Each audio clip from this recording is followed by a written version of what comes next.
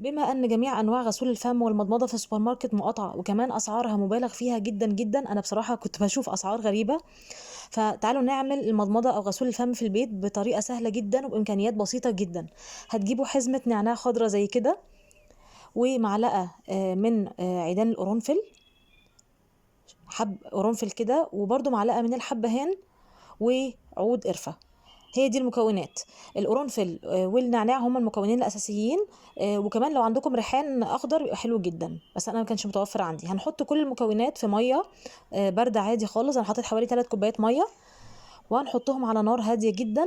واهم حاجه ان انتوا تغطوا عليها، يعني مجرد ما انتوا تحطوها على النار هاديه تغطوا عليها، لان هيطلع كل، يعني هتطلع فولاتايل اويلز او زيوت طياره. فمش عايزين الزيوت دي تطير في الهواء، لا احنا عايزين نحتفظ بيها.